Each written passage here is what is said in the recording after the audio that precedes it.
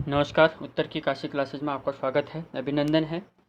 थोड़ा current affairs आपको देते हैं। करंट अफेयर्स के बारे में थोड़ा सा चर्चा करते हैं कि कुछ महत्वपूर्ण करंट अफेयर्स जो एग्ज़ाम में पूछे जा सकते हैं, एग्ज़ाम की दृष्टि से महत्वपूर्ण हो सकते हैं, उन पे ज़रा बात करते हैं कि कौन से आपके लिए महत्वपूर्ण होंगे। तो आप इस चैनल को सब्सक्राइब लाइक करना बिल्कुल भी ना भूलें। चलिए बात करते हैं कि क्या इसमें हमसे पूछा जाएगा। पहला टॉपिक है विश्व जल सप्ताह। विश्व जल सप्ताह के बारे में हम आपसे चर्चा करते हैं कि विश्व जल सप्ताह से प्रश्न किस तरीके से पूछे जाते हैं और है क्या विश्व जल सप्ताह। तो विश्व जल सप्ताह 2020 जो है वो 24 अगस्त से 28 अगस्त तक मनाया गया। ठीक है, कब मनाया गया, पहला प्रश्न बनेगा कि तो 24 अगस्त से 28 अगस्त तक विश्व जो जल सप्ताह है वह मनाया गया। और विश्व जल सप्ताह 2020 का जो विषय था वह है water and climate change. Water and climate change accelerating action. Accelerating का मतलब आप कहोगे तो त्वरित, मतलब त्वरित कार्यवाही। हिंदी में अगर हम इसको कहें तो ये है जल और जलवायु परिवर्तन। Water and climate change accelerating action यानी त्वरित कार्यवाही, इस विषय को इस बार का विषय रखा गया 2020 को जो विश्व जल सप्ताह मनाया गया। अब आपको मालूम होगा जबकि विश्व जल दिवस 22 मार्च को मनाया जाता है, वो आपको मालूम है। जो ये विश्व जल सप्ताह है यह इंटरनेशनल वाटर इंस्टीट्यूट द्वारा आयोजित एक वार्षिक कार्यक्रम है, यानी वार्षिक वैश्विक विश्व स्तर पर इसको कराया जाता है। और इस बार वर्चुअली ही ये हुआ क्योंकि कोविड-19 से इस बार के सारे प्रोग्राम वर्चुअल हो रहे हैं और यह 1991 से मनाया जा रहा है। ये विश्व जल सप्ताह के बारे में आप इन चीज़ों को याद रखिएगा। दूसरा है इंटरनेशनल बुकर पुरस्कार 2020। तो मैरिके लुकास रिजनेवेल्ड, इस नाम को याद रखना, ये एग्जाम में आपको देखने को मिलेगा। मैरिके लुकास रिजनेवेल्ड, इन्होंने वर्ष 2020 का जो बुकर पुरस्कार है वो जीता है।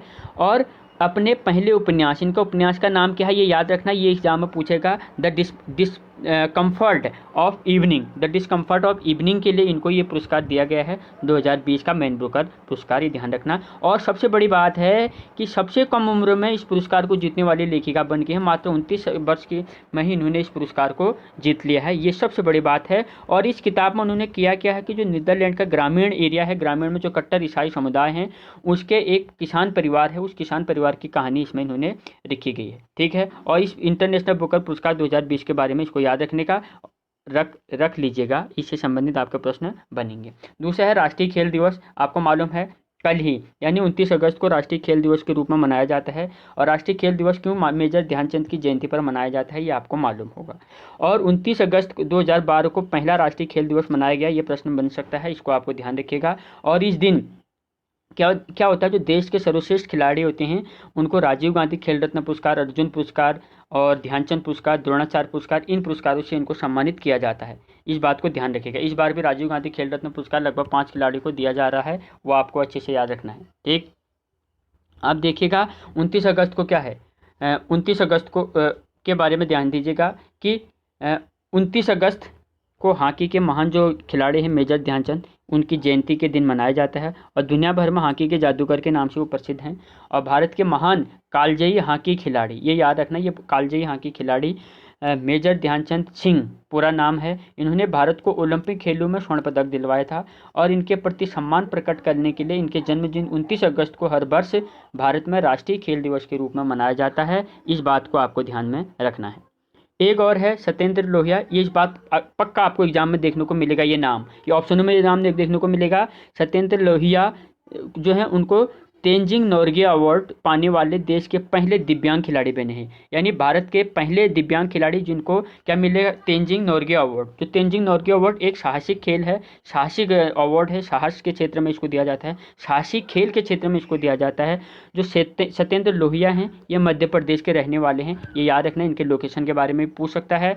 और इन्होंने किया क्या कि अमेरिका में 42 किलोमीटर के कैटरीना चैनल, ठीक है, कैटरीना चैनल को सिर्फ पार कर दिया कितने मिनट में, 11 घंटे 34 मिनट में तैर कर पार कर दिया। और ऐसा करने वाले पहले एशियाई दिव्यांग तैराक भी बन गए। ये प्रश्न पहले एशियाई दिव्यांग तैराक के रूप में भी बन सकता है कि पहले एशियाई दिव्यांग तैराक कौन है जिनको तेंजिंग नोर्गे अवार्ड मिला। एक आज ही का ही ये करंट है, ध्यान रखिएगा।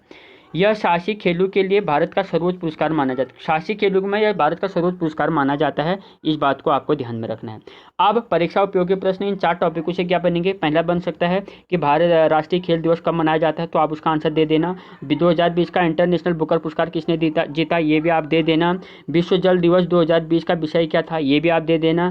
तेंजिंग नोर्गे अवार्ड पाने वाले पहले दिव्यांग खिलाड़ी कौन है, ये भी आप दे देना। और विश्व जल सप्ताह 2020 का आयोजन कब किया गया, इसका विषय क्या था, इस तरीके से आपसे पूछा जा सकता है। तो इनको आपको अच्छे से याद रखना। ये प्रश्न इन टॉपिकों से आज के इस करंट अफेयर्स में बनते हैं जो आपके सामने रखे गए हैं। तो आप अपनी तैयारी अच्छे से करते रहिए और हमारे इस चैनल को सब्सक्राइब, लाइक और शेयर करना बिल्कुल न भूलें। जुड़े रहें, विश्वास के साथ जुड़े रहें, आपको हर तरीके की तैयारी करवा जाएगी। Thank you, God bless you all.